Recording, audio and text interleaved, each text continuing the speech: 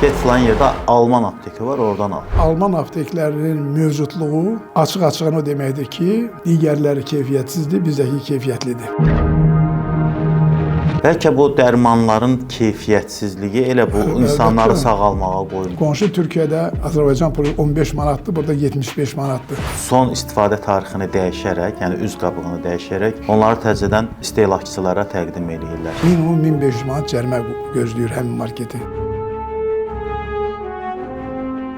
Azərbaycanda genetik modifikasiya olmuş əkinçiliyi var, bitkiçiliyi var.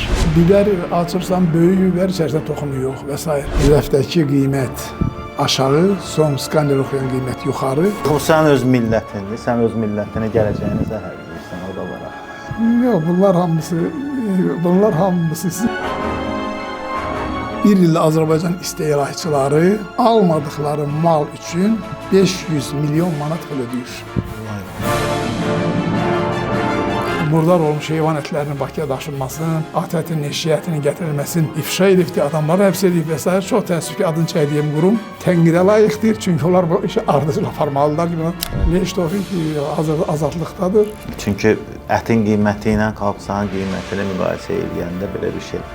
Dedilər, Braziliyadan bura ət gəlir, bu ətlərin qiyməti təxminən 4-5 manat olur. Bax, sizin maliyyə gəlirləriniz hardandır, yəni bilmək olarsa. Azad İstehlakçılar Birliyi olmasına baxmayaraq, onu da, məsələn, müəyyən şirkətlər tutura bilər. Bizim məhsullarla işiniz olmazsa, sizə bu qədər pul verərik falan. Xüsusən evə gətirilən böyük 20 metrlik qablarda problemlər var.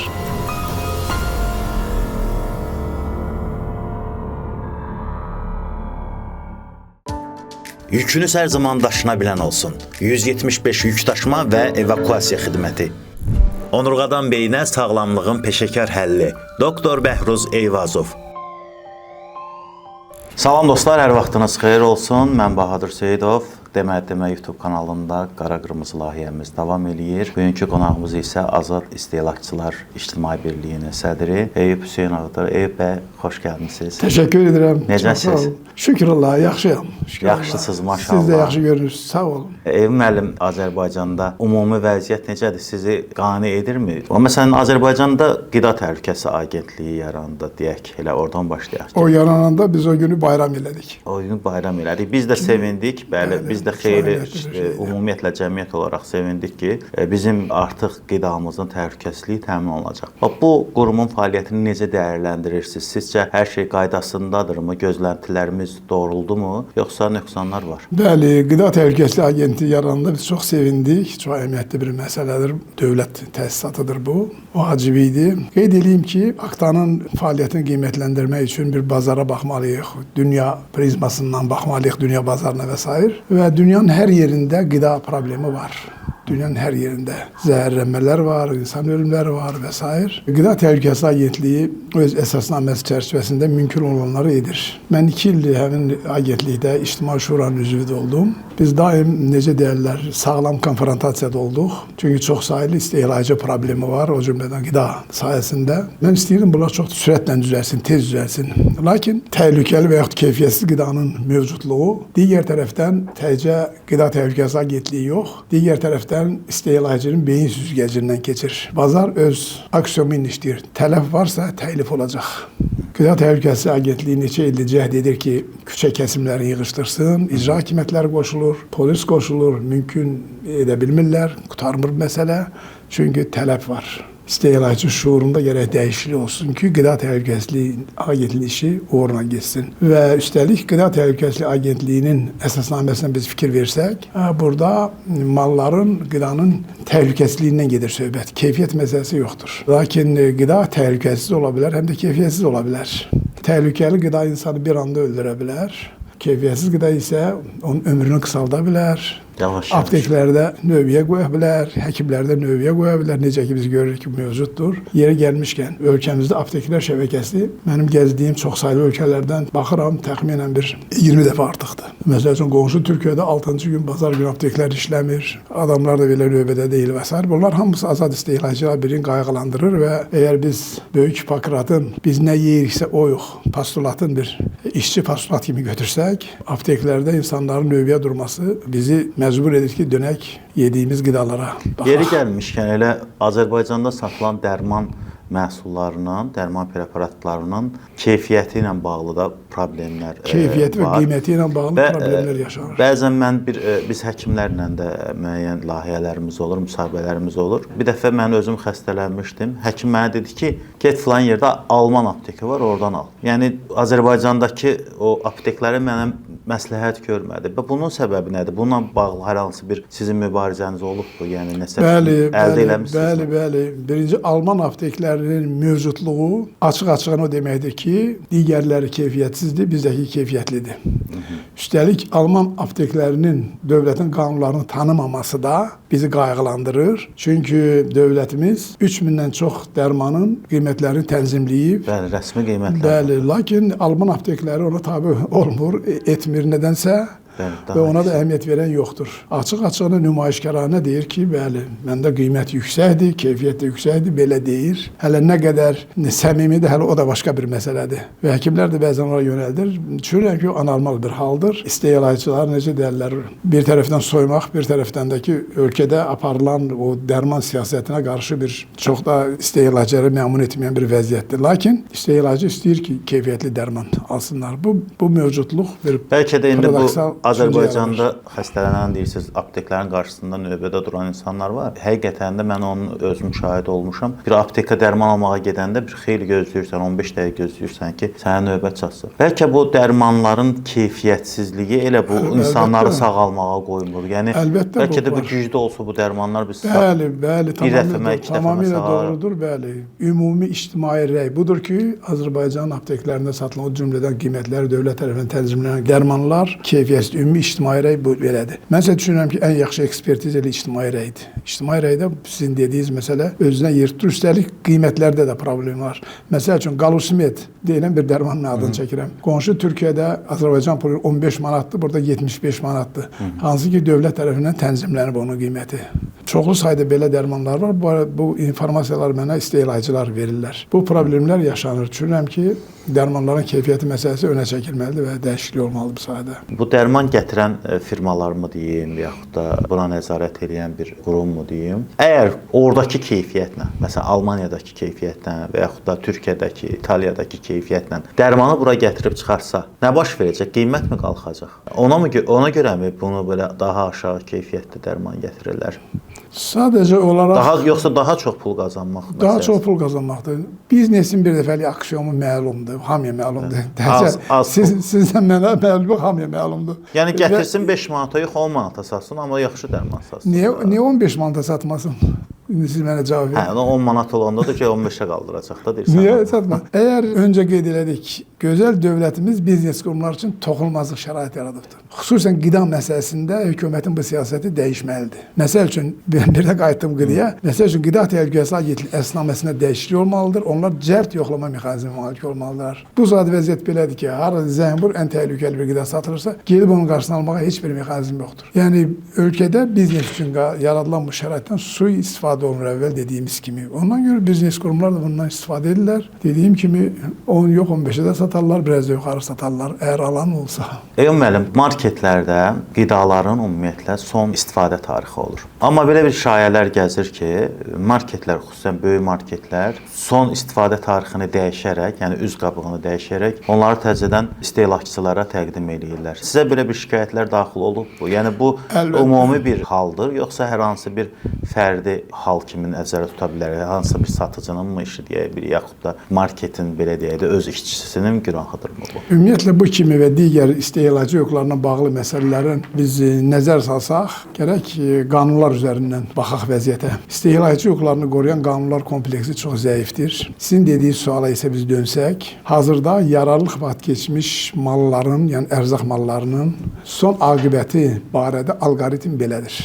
Məlumdur ki, qanunvericiliyə görə, əgər hətta bir mal belə yararlılıq vaxtı keçmiş barədə dövlət orqanlarına məlumat verilərsə və dövlət orqanları əgər qanunların icrasını həyata keçirmək istəsələr, minimum 1500 manat cərimə gözləyir həmin marketi, hətta bir dənə mal üçün. Bundan çəkinən market sahibləri bu alqoritmlə hərəkət edirlər. Yararlılıq müddəti malın keçdiyi, toplayırlar, yığırlar bir yerə, ambarın bir küncünə. Xəbər verirlər distributor onu gətirənə. Distributor onları yığır, aparır istehsalçıya qaytarır. Bu algoritm çox qeyri-mükəmməl bir algoritmdir. Gərək yararlılıq vaxt keçmiş malların hərəkət trayektoriyası belə olmasın. Birbaşa dükandan çıxarılan mallar ya utilizasiyaya getməlidir, məhv olmalıdır. Yəni istehsalçı onu təzədən bizə qaytarır. Ondan sonra qaytarır. gəlir, yenə çıxır. Bəli, onu adətən marketlər eləmir, istehsalçılar eləyir. İstehsalçılar eləyir. Bəli, təsadüfi deyil ki, dəfələrlə dövlət orqanları belə istehsalçıları, gizli yerdə bu işi görənləri ifşa edibdir və s. Məsəl üçün bir malın əgər qapağındadırsa onun buraxılma tarixi istehsal müddəti çıxarıb o birisi qapağa qoyurlar. Yəni bunu ona görə deyirəm ki, istehlakçılar, alıcılar fikir versinlər. Hansının məsəl üçün deyirəm, tez dəyişən qapağındadırsa bilsinlər ki, onu dəyişmək olar. Bəzisi çox ciddi bir şəkildə o malın elə bir yerinə yazır ki, onu fikir verirsən ki, bunu dəyişmək o qədər də asan deyil, xərcə düşər. Bu problem yaşanır, lakin get-gedə ildən ilə azalır və bu problemi Qida Təhlükəsizliyi Agentliyi təqib eləyir. Burada da yenə də istehlakçıların müəyyən məsuliyyəti var, alıcıların. Alıcılar belə şeyi görürlər, susmamalıdırlar. Mütləq malın çeki saxlanmaq şərti ilə minus qaynar telefon xəttinə məlumat verməlidirlər və bunun qarşısı alınsın. Və biz iş yaparıq ki, həmin o yararlılıq vaxt keçmiş malların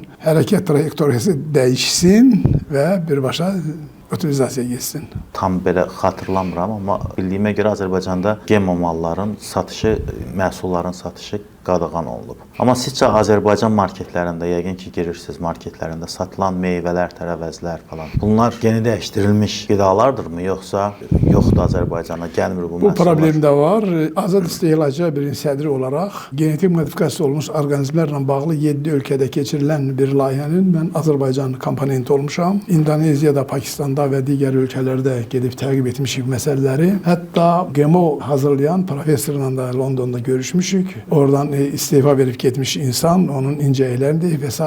Azad İstehlakçılar Birliyinin ehtimalına görə Azərbaycanda genetik modifikasiya olmuş əkinçiliyi var, bitkiçiliyi var. Lakin mənim bu çağrışımı heç kəs təsdiq etmir. Var Azərbaycanda. Mən belə deyirəm, deyirəm ki... Yəni bu parniklərdə mi yetişir, yəni belə deyək? Bəli, əgər bir meyvənin və yaxud bostan bitkisinin toxumundan, birinci toxumu yoxdursa, bu artıq genetik modifikasiya olmuş maldır. Biz belə hesab edirik. Və yaxud Azərbaycanda bu satılan, bu saat və yaxud yayda satılan qarpızların tumun əkərsən ondan cüzərti verməz.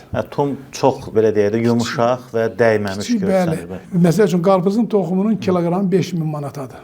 Hansı ki, təbiət yaradıb ki, özü tökülər, yerdən bitər və belə davam edir. Təbiətin harmoniyası belə təmin olunur. Biber açırsan, böyük biber, içərsən toxumu yox və s. Lakin mənim bu kimi çağırışlarımda oponentlər, onu da qeyd edeyim ki, Azərbaycanda GMO-nun lobiçini aparan insan qrupları var.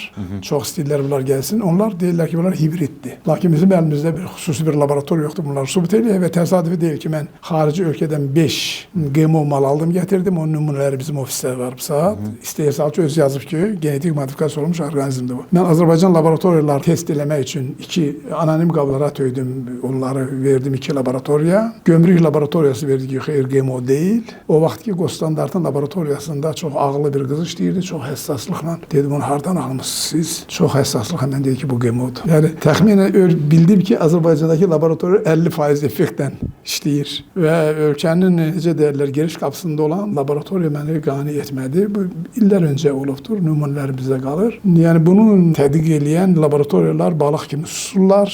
Çox təəssüflər olsun. Türkiyədə Mansarta şirkətinin böyük GMO istehsalçısı olan Mansarta şirkətinin nümayəndəliyi var. Mən ehtimal edirəm ki, Türkiyədən, İrandan Azərbaycana GMO mallar, toxumlar gətirilir, mallar gətirilir. Lakin bunlar hibrid adı altında satılır və öncə qeyd etdiyim bunların ən bariz görkəmi, yəni vizual görkən tərəfi toxumların olmaması, toxumların cüzərti verilməsi və s. Məsəl üçün, mən qərb zonasında bir soğan plantasiyasına getdim. Mən soğanın nə qədər yetişdirməyə nə qədər çətin olduğunu bilirəm.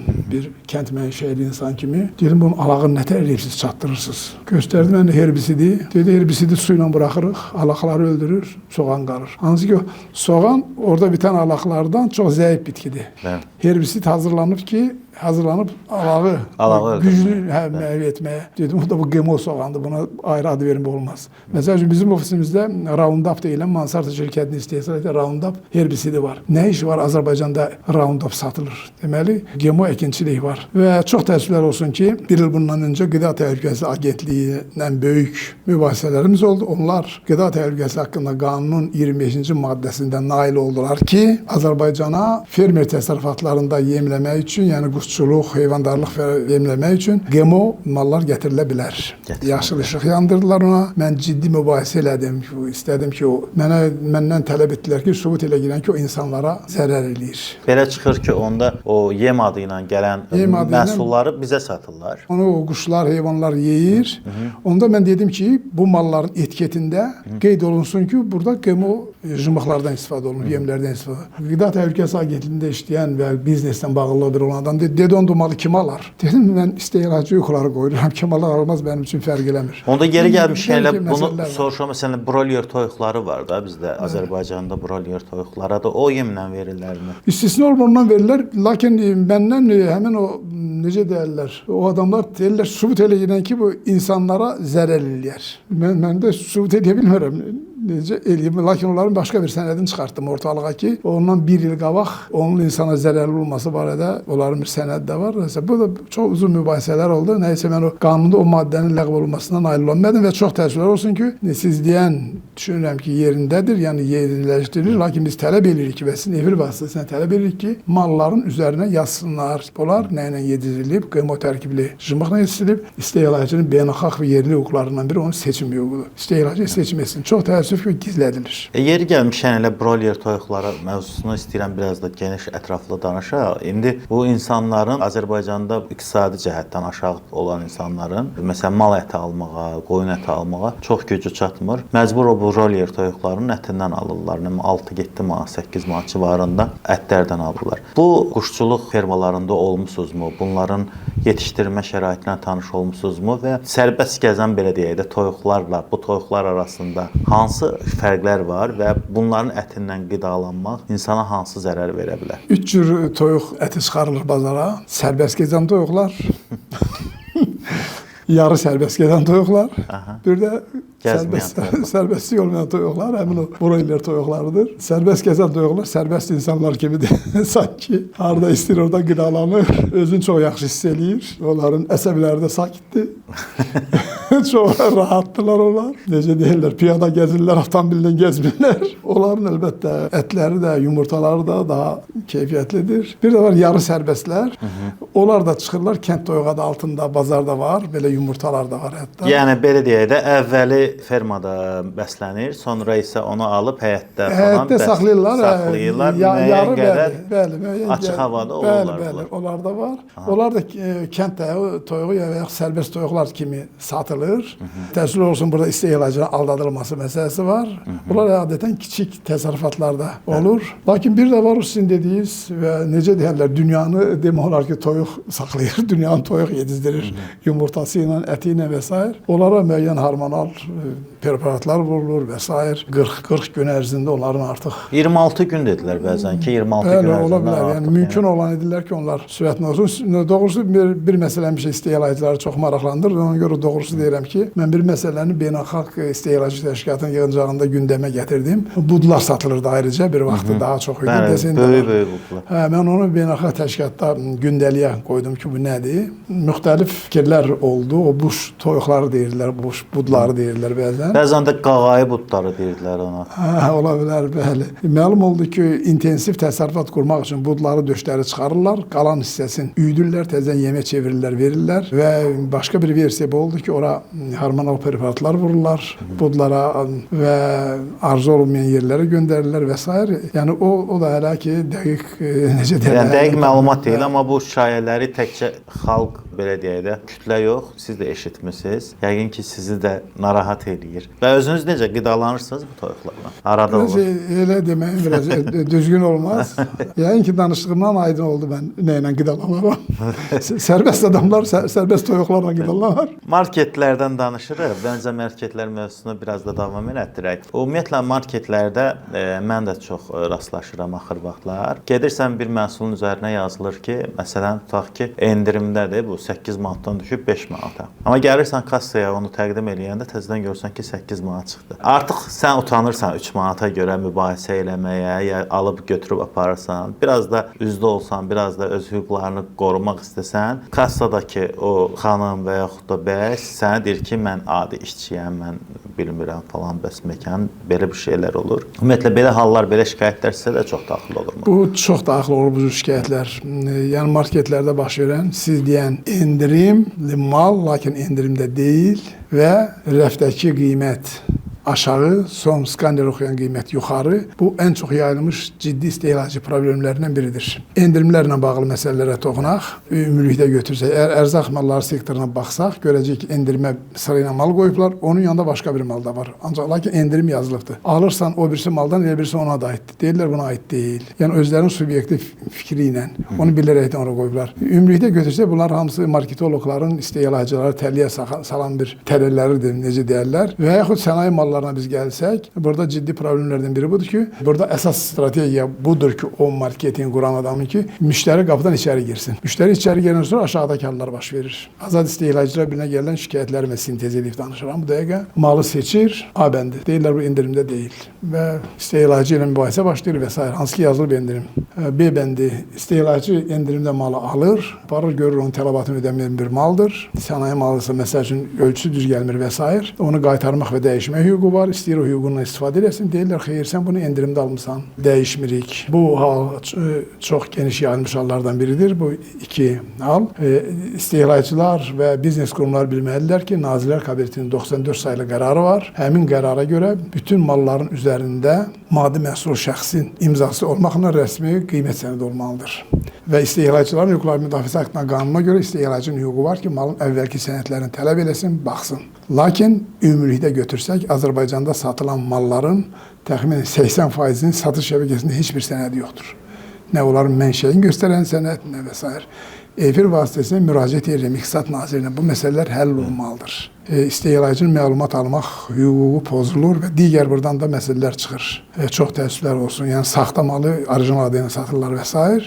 Digər bir məsələ isə bayaq dediyim kimi taxçada qiymətin aşağı olması, istehlakçının gedib sonra da yuxarı qiymət ödəməsi və s.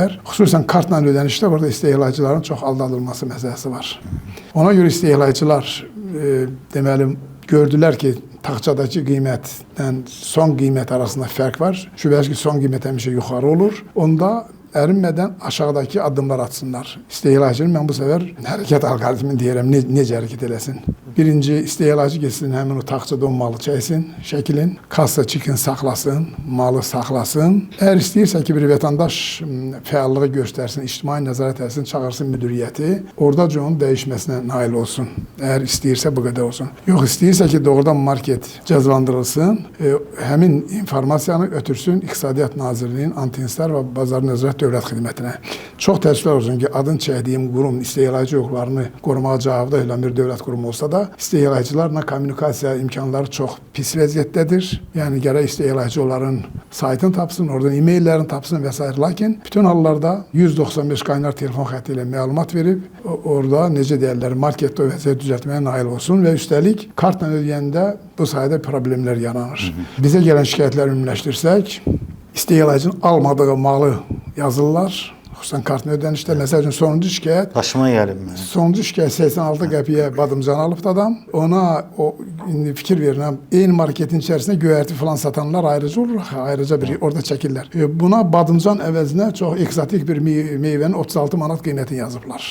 Yazıb yapışdırırlar torbanın üstə, badımcanın üstünə. Gəlib vətəndaş bununla ödəyibdir və bəzən də almadığı malı yazırlar. Ona görə istehlakçılar diqqətli olsunlar. Bir də qeyd edirəm, xüsusən kartla ödənişdə. Tələsmədən telefonların SMS-lərinə baxsınlar. Bəzən də kassa çekinə baxsınlar. çox məhsul alarsansa, məsələn, tutaq ki, ümumi bazarlıq eləyirsənsə evə, bir məhsulun 2 dəfə vurulması halı olur. Məsələn, Tamam, tutaq ki, doğru. pomidoru 2 dəfə vurur. Yəni adi onu Bəli. əlindəki o aparatla Bəli. bir yox 2 dəfə vurur. Səndə də ümumi məbləğ 100-150 manatdır, 200 manatdır. Ona fikir vermirsən. Bəli. Yəni Bütün hallarda və bütün hallarda orada irad bildirsən. O da yadımızdan çıxıb bilməmişik. Yəni və azad istehlakçılar birinə gələn şikayətləri ümumləşdirsək, bir ildə Azərbaycan istehlakçıları almadıkları mal üçün 500 milyon manat pul ödəyir. vay vay. Mənim bu rəqəmi kim maraqlandırırsa, buyursun gəlsin Azad İstehlakçılar Birinin ofisinə. Təxmin eləyirsiniz. Bəli, təxminən 500 milyon manat. Eyyub Hüseynov İstehlakçı Hüquqlarını Qoruyan Təşkilatı Nizami küçəsində yerləşən bir marketdə bir ildə 100 manata qədər aldatma cəhdi olubdu. Almadığı mal üçün. Hə, bunu hələ siz üzərinə düşürsünüz Öz deyə. üzərimdən gedirəm, Bəli. hələ diqqətlə baxıram, hələ allanıb bilmədiyimdə nə qədər olubdu və digər istehlakçıların da şikayətlərini gətirsə, bu məsələyə son qoyulmalıdır. Bu süni qiymət artımıdır, istehlakçıların soyulmasıdır. Bir də dönsək əvvəlcə dediyimiz məsələ, çox təəssüflər olsun, istehlakçıların hüquqları müdafiəsi haqqında qanun 95-ci ildə qəbul olunsa da, ondan bəri qanun dəyişdirilməyibdir. Zaman dəyişib, bazar dəyişib, onlayn ticarət baş verib və s. Dəfələrlə mən ən müxtəlif dövlət orqanlarında, o cümlədən parlamentdə ciddi çıxışlar etmişəm ki, bu qanun yeniləşməlidir və s. Azərbaycan hökuməti biznes qurumları üçün ideal toxunulmaz, gözəl bir şərait yaradıbdır. Biz də onun tərəfdarıyıq ki, biznes qurumları heç kəsə rüşvət verməsin, yoxlamalar olmasın, çünki verilən rüşvət axırda istehlakçıdan alınır. Bu yaxşıdır, əladır. Yaxşı, bəs onda biznes qurumları hökumətin bu jestini nə üçün adekvat qiymətləndirmirlər? Niyə başlayırlar ki, istehlakçıları aldatmağa? Bunlar hamısı bizim Öz canımızda da var da deyirsiniz. Yəni təkcə dövlət rahat bir şərait yaradıb, bunlar da başlayırlar aldatmağa. Ona görə istehlakçıları çağırıram ki, ictimai nəzarət həyata keçirin, fəal olun, dövlətə yardımçı olun ki, biznes qurumları bu özbaşınalığa son qoysun. Müəllim, sizcə Azərbaycanda bugün istehsalçılar, xüsusən qida istehsalçıları nə qədər bu məsələyə, bu qida məsələsinə vicdanı tərəfdən yanaşır, biznes tərəfdən daha çox? Ayrı-ayrı segmentləri götürüb baxmaq lazımdır. Bizim təşkilatda çox cürbəcür, bazarın cürbəcür segmentlərinə baxışlar olur. Məsəl üçün, qəndlərlə bağlı problemlər olur. Qənd ağartmaq üçün, kəllə qənd ağartmaq üçün kimya mallarda istifadə. Axı bu sənin öz millətindir, sən öz millətini, gələcəyini zəhərləyirsən, o da var. Yox, bunlar hamısı sizin dediyiniz kimi çox sayılı, çox şey də deyə bilərsiniz. Mən də deyə bilərəm. Bunlar hamısı biznes qurumları üçün əhəmiyyət kəsb eləməyən bir çağırışlardır. Ondan uzaqlardır. Hətta mən bildiyimə görə qəndi kimyəvi hər hansı bir məhsulla qəndi ağardırdılar. Əslində o sentrifuqa aparatı ilə ağardırdılar. Allah yaxşı yadınızdadır, bəli. Amma doğrudur, bəli. Və yaxud ət məhsulları istehsalçılarında böyük problemlər yaşanır. 20-dən çox ət məhsulları istehsalçıları var. Lakin cəmi barmaqla sayılan bir neçəsi var ki, onlar təmiz ətdən istifadə edirlər və s. Və təsadüfi deyil ki, Daxili İşlər Nazirliyinin baş mütəşəkkil cinayətlərə qarşı mübarizə idarəsi dəfələrlə regionlarda murdar olmuş heyvan ətlərinin Bakıya daşınmasının, at ətinin, eşək ətinin gətirilməsinin ifşa edibdir, adamları həbs edib və s. Çox təəssüf ki, adını çəkdiyim qurum tənqidə layiqdir, çünki onlar bu işi ardıcıl aparmalılar ki, buna son qoyulsun. Çox təəssüf ki, hətta bir ara onlardan həbsi də oldu. Leş Tofik, bəli, bir brend oldu. Leş Tofik hazırda azadlıqdadır. Məhkəmələr çox böyük humanistik göstərirlər. Belə çıxır ki, biz o leşlərdən hamımız yemişik. Yəni çünki istisna olunmur, bəli. Çünki onun dönərxanalara ət paylayırmış. Hərəmiz də bir dəfə hardasa dönər yemişik. Bəli, o kalbasa sexlərlə əsər, onun öz klientləri var imiş. Bəli, kalbasa. Çox təəccüb var. Və yeri gəlmişkən deyim ki, çox təəssüflər olsun ki, ölkədə hər hansı bir ətin satışına qadağa yoxdur. Qanunverici qadağa yoxdur. Yəni it əti də, at əti də satıla bilər. Yəni ona görə biz çağırırıq ki, Nazirlər Kabineti bir qərar versin və yaxud Qida Təhlükəsizliyi Agentliyi ənənəvi yeyilməyən ətlər üçün bir qadağalar olsun. Sadəcə olaraq tələb olunur ki, satdığı ətin üzərinə yazılan ki, bu nə ətidir. Mən bu baxışla razı deyiləm kökündən. Azərbaycanda ənənəvi olmayan heyvan ətləri yeyilməməlidir və Azad İstehlakçılar Birinin ofisində bir kitabça var. 63-cü ildə yazılıb bu kitab. Sonra Sonradan biz öyrəndik ki, onu ermənilər tərtib edibdi. 15 respublika arasında bir dənə Azərbaycanda eşki həyətini yeməli. Yazılıbdı ora, qiyməti yazılıbdı, növləri yazılıbdı və s. Yəni bizi hətta vaxtilə eşki həyəti yeyən bir xalq kimi qələmə veriblər. Baxmayaraq ki, Azərbaycan dünyanın ən gözəl ölkəsidir. Ən təmiz qidalanma istəyi olan bir ölkənin biz vətəndaşlarıyıq. Bu kolbasa ilə bağlı ümumiyyətlə bu elə bir məhsuldur ki, adamın ürəyi istəyir də, yəni ayda bir dəfə, 2 dəfə ürəyinə düşür, gedib alırsan. Amma bunlarla bağlı gəzən fikirlərdən biri də odur ki, bu kolbasanın tərkibində ət yoxdur və yaxud da varsa da çox az miqdarda var. Çünki ətin qiyməti ilə kolbasanın qiymətini müqayisə edəndə belə bir şey. Sizin fikriniz nədir? Burada hansı problemlər var? Azərbaycanda kolbasa və səska məmulatları istehsal edən müasir zavodlar var. Onlar yerli yaşlanmış heyvan ətindən istifadə edirlər. Bu ətlərin qiyməti təxminən 4-5 manat olur. Çox yaşlanmış heyvan ətləri. Bizim orada, mən rayonda böyümüşəm, bizdə götürüm düşmüş deyirlərdi. Ona yəni tam qocalıq belə əldən düşmüş. Bəli, onların qiyməti çox aşağıdır. Qəssabxanalara getmir. Və yaxud Braziliya, Hindistan ətlərini istifadə edirlər. Braziliyadan bura ət gəlir. Yəni bizim oradan gələn ət, o bizim dükanlarda gördüyümüz o bud ətlər falanlar diyor. Qaburğa arası ətlərdir. Necə deyirlər, o insanların ya Braziliyada, Azərbaycanda da onu almağa tələbat yoxdur. O ətlər təmiz ətlərdir. Onu qeyd edeyim. Gəlir və bu ətlərlə işləyən zavodlar var. Bir neçə dənədir. Cəmsi çox az. Lakin bununla belə o bir neçə dəfədən bir neçə dəfə artıq nə gəldi, nə ilə gəldi, ətlərlə, mənşəyi məlum olma ətlərlə işləyən kiçik sexlər, istehsalçılar da var. Çox təəssüflər olsun ki, biz Qida Təhlükəsizliyi bu işləri yaxşı sərgiləyib ortaya qoymur ki, kim necə işləyir. Düzdür, onlar ifşa edirlər. İfşalarda əsas dayanır ki, etiket məlumatları ilə tərkib düz gəlmir. Lakin etiketsiz kolbasalar, saskalar satılır. Heç bir etiketi yoxdur. Metro çıxışlarında, 8-ci kilometr bazarında, meyvə dükanlarında və s. Düşünürəm ki, belə ət məmulatlarından insanlar uzaq olmalıdır. Etiketi olmayan və üzərində buraxılma tarixi son yarılıq müddət olmayan mallar təhlükəli ola bilər, keyfiyyətsizdir. Onun mənşəyi nə desən ola bilər. Bir sözlə bu sahədə vəziyyət o qədər də qənaətbəxş deyil. Xüsusən onu da mən qeyd edim ki, sizdə ət yoxdur. Xaricdən gələn kolbasa məlumatlarında məsələ ola bilər. Baxmayaraq ki, xaricdən gələn, yəni Rusiyadan, Belarusiyadan və digər ölkələrdən gələn kolbasa saska məlumatları etiketlərə görə cəlb edicidir. Yaxşı qoxusu var, yaxşı dadı var, lakin onlar aldadıcıdır. Çünki onları uzaq ölkədən gətirmək üçün müəyyən onlara çox sayılı kimyalaşmış olur və s. Bütün hallarda istehlakçılar yerli mallara üstünlük vermələrini tövsiyə edirəm. Bir də bu restoranlarda istehlakçıların hüququnun pozulması var. Həm toy mərasimlərində olsun, həm də məsələn gedib restoranda yemək yeyirsən, həm orada sən bilmirsən ki, restoran sənə hansı əti verdi, bu hansı yağla qızardılıb. Bir çox hallarda ümumiyyətlə restoranların mətbəxlərini insanlar gedib girə bilmirlər. Ciddi problem bu. Yəni xüsusən mətbəxin, ümumiyyətlə restoranların mətbəxi və onların qidaların hazırlanma prosesi istehlakçılar tərəfindən görülməlidirmi? Mütləq. Azad İstehlakçılar Birliyi bir layihə çərçivəsində bir çox restoranlarda siz deyən məsələlərini biz monitorinq elədik. Məlum oldu ki, şəhərin ən mərkəzində Azər Zahidlə bir yerdə o layihə Zahid ATV kanalında. Çox uğurlu bir layihə idi o, mən bilən. Şəhərin ən mərkəzində, ən görkəmli yerdə, zalı qeyri-adi bəzəkli olan bir yerdə insanlar oturublar, yemək gözləyirlər. Onların mətbəxinə biz girəndə gördük ki, evdə pişirilib gətirilmiş dolmalardır, falanlardır. Orada qızdırılır, güya təzə yemək hazırlayırlar. O da mikrovolnovka ilə qızılandırır. Yəqin ki, o da yalnız biz bir dənə restorandan nail olduq ki, monitor qoydular mətbəxə, daha doğrusu kamera qoydular. Zalda oturan insanlar izləyirlər ki, mətbəxdə nə baş verir. Qonşu Türkiyədə bu təcrübədən istifadə olunur. Ona görə mən istehlakçıları çağırıram ki, adətən açıq mətbəxi olan restoranlara üstünlük versinlər. Azərbaycanda belə mətbəxlər var.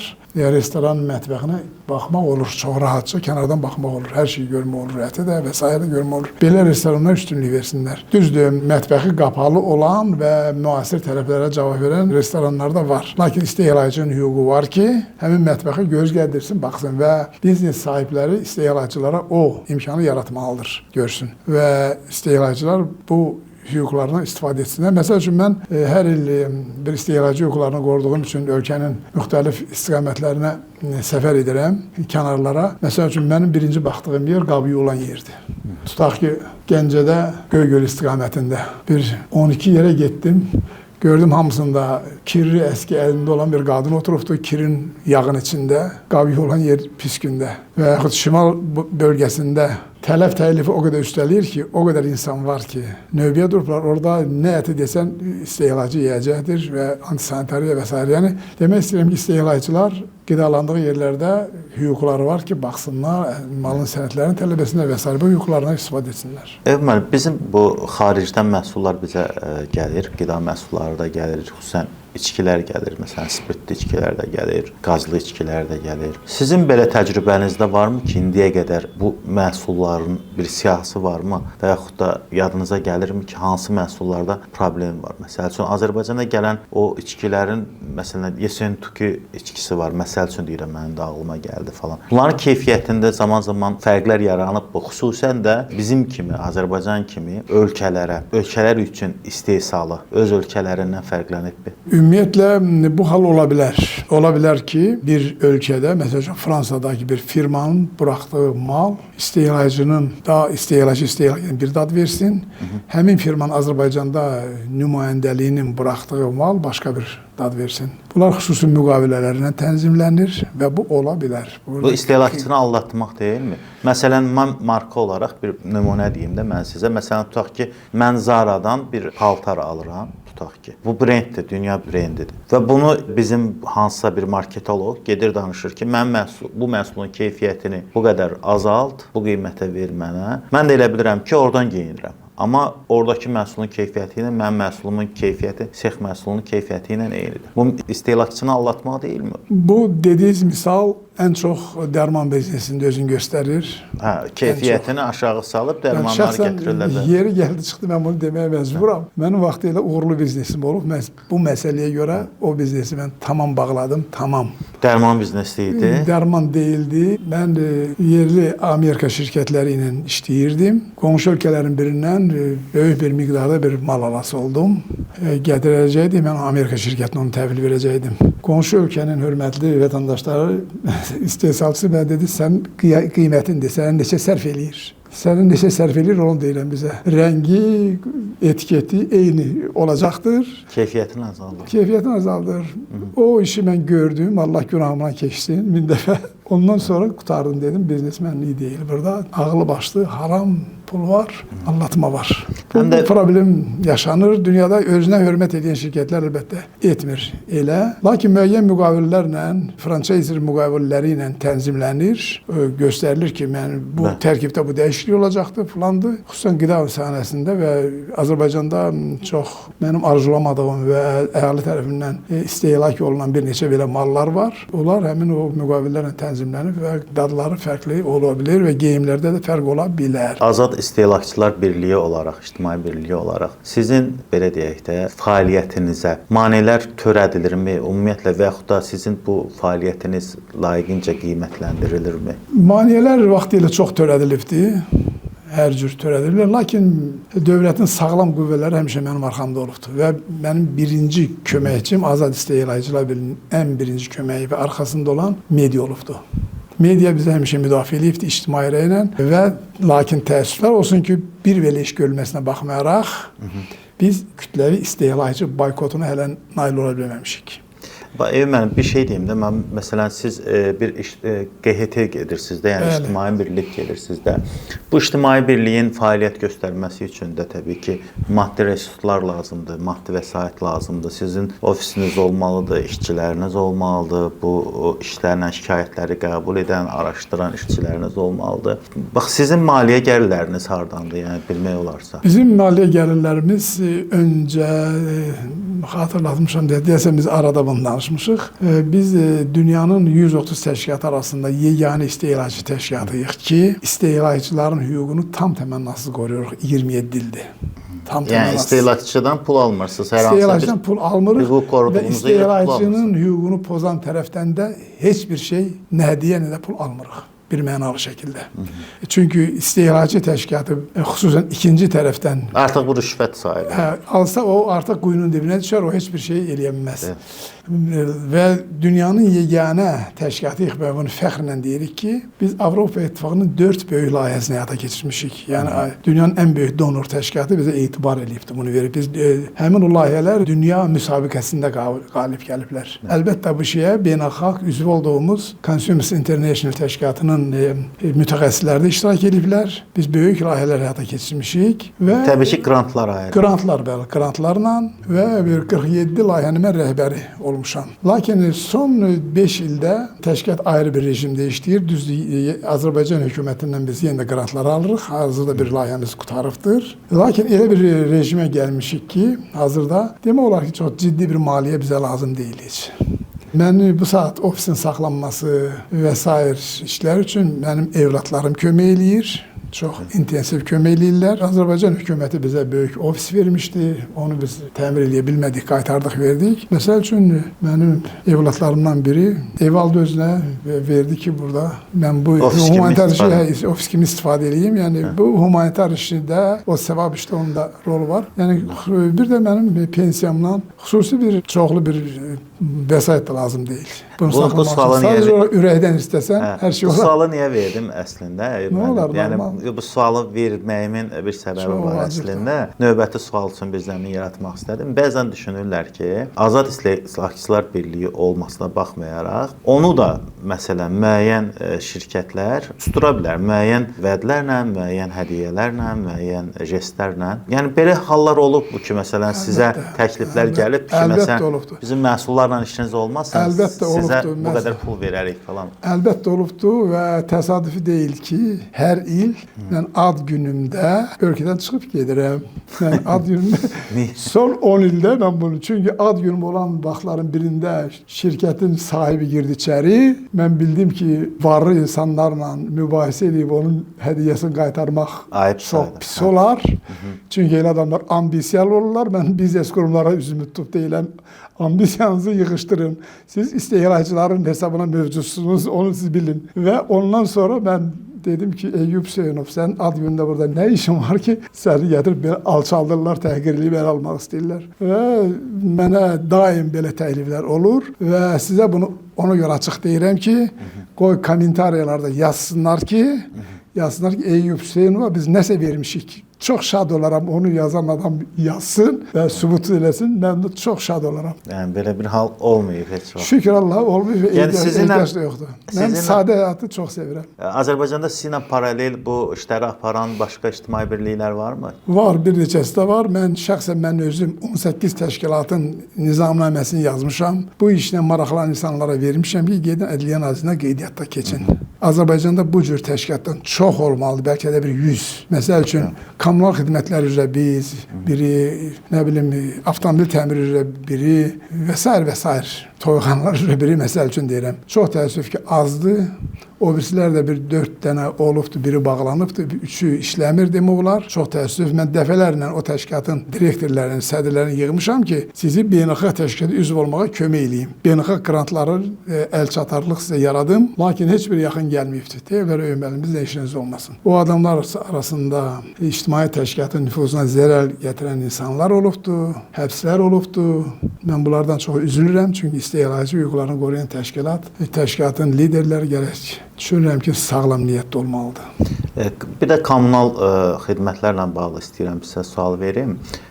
Azərbaycanda kommunal xidmətlər sahəsindən ən çox şikayət aldığınız qurum hansıdır? Kommunal xidmətlərdə daim vəziyyət yaxşıya doğru gedir, dəyişir. Məsəl üçün, elə dünənlər bazar günü idi, mən şikayət aldım ki, şəhərin mərkəzində olan Nizami küçəsində istilik verilmir.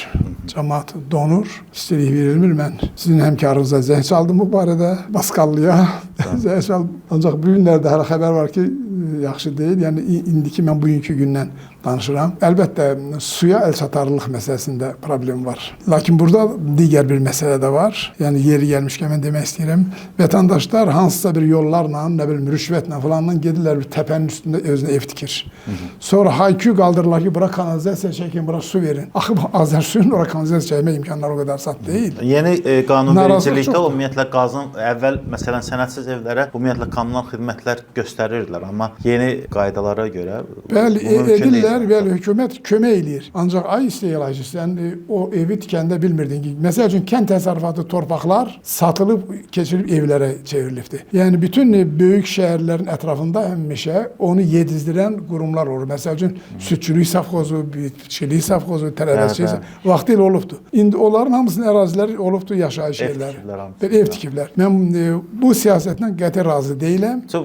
İndi onlar deyirlər ki, bizə kanalizasiya çəkin, nə üçün işıq gəlmir falan. Bu düzgün baxış deyil axı. Mən çox təəccübləndim. Bir qəsəbə var, Müşfiqabaddan o tərəfə bir qəsəbə var. Adını unutdum. Deyəsən Təzəkənd idi, yoxsa Çaylı idi, nəsə belə bir kənddir. Orada bizim bir qohumumuz ev almaq istəyirdi. Getdik danışmağa ki, evin sənədi varmı? Dedi, burada heç bir evin sənədi yoxdur. Dedim, necə yəni? Dedi, bu təsərrüfat şeydir.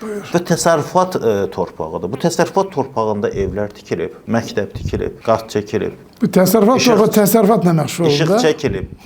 Yol çəkilib, avtobus işləyir. Mümkün olanı eləyiblər. Avtobus işləyir. Bir də böyük qəsəbə salınıb, bir 10 min, 15 min də əhali yaşayır və deyir ki, sənəd yoxdur. Bu necə sənəd? Bunlara kim verib sənədlər, necə eləyiblər və çox təəssüf. Biraz da yəni belə deyək də, cəmaət da qınamaq olmaz da, gedir görür torpaq da almaq olur, tikmək olur. Yəqin ki, qanunlarda boşluq olur. İnşallah ki, bundan sonra Bələdiyyələr haqqında qanunumuz çox mükəmməldir. Biz onunla bağlı beynəlxalq layihə də keçirmişik. Lakin qanunların da sui-istifadə olunubdur. Bir son sualım olacaq Emin müəllim. Bu sularla bağlı. Mən bina evində yaşayıram. Əvvəl kənddə böyümüşəm. Sonra belə deyək də, yəni mən Gəncədə Pedaqoji Universiteti bitirmişəm. Orada da suyumuz yaxşı idi bizim. Çay suyu içirdik. Amma bu Bakıda indi bina evində yaşayıram.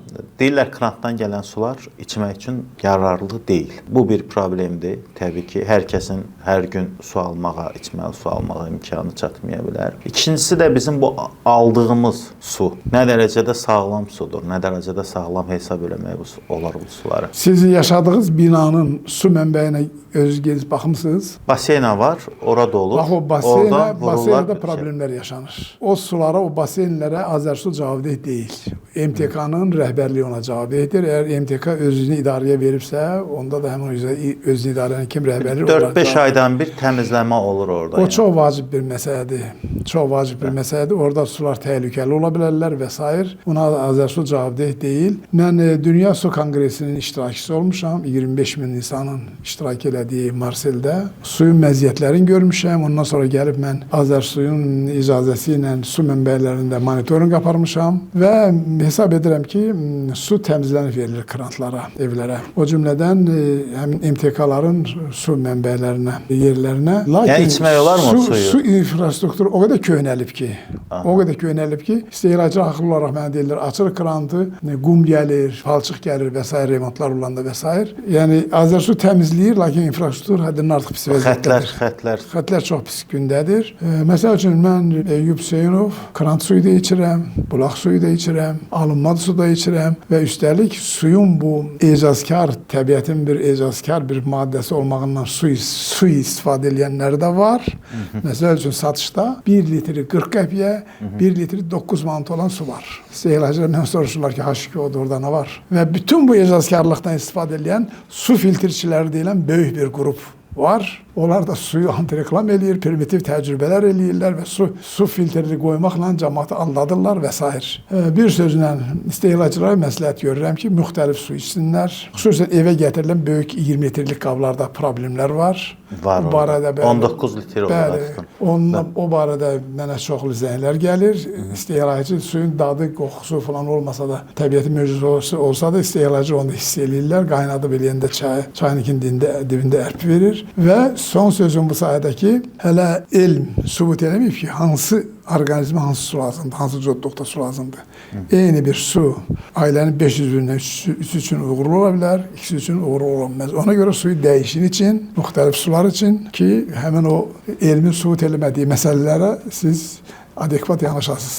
Mən çox təşəkkür edirəm. Ancaq mənim də bir sözüm var. İcazənizlə. Buyurun. Verilişin adı qırmızı, qara qırmızı. Qara qırmızıdır. Bəli. Qabaqdan qara cümə günü gəlir.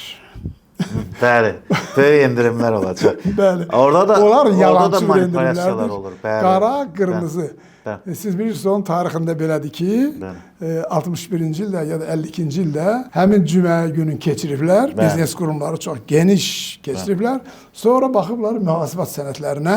Mühasibat sənədlərində yəni satışlı vəziyyətinə baxıblar. Görək gəlir əldə Gəlir eləmişik, yoxsa əldə zərər əldə eləmişik. Çox böyük gəlir. Baxıb görürlər ki, qaradır. Yəni qırmızı deyil. Qırmızı olanda mühasibətdə deyirlər zərərə düşmüşük. Görüblər ki, qaradır, deməli qazanmışıq. Və istehlakçıların aldadılması kampaniyası dünyada bu qara cümə adı altında gedir. Əslində istehlakçılar buna aldanmasınlar. Ən saxta mallar, ən geridə qalmış mallar bu qara cümədə satılır sizə. Ehtiyatlı olun və qara cümədə aldığınız malları da dəyişmək və qaytarmaq hüququnuz var. Bir neçə mallar istisna olmaqla. Ona görə mal alanda onun kassa çekini alın, saxlayın özünüzdə, zəmanət talonunu alın, saxlayın özünüzdə və problem olarsa 195 qaynar telefon xətti ilə İqtisadiyyat Nazirliyinin uyğun şöbəsinə və yaxud Azad İstehlakçılar Birliyinə ərizə ilə müraciət edin. Sizin hüququnuzu o qara cümə günlərində alınmış mallarda da qoruya bilərik. Həm də təmənnasız. Çox sağ olun, çox təşəkkür edirəm gəldiyinizə görə. Qara qırmızı verilişir.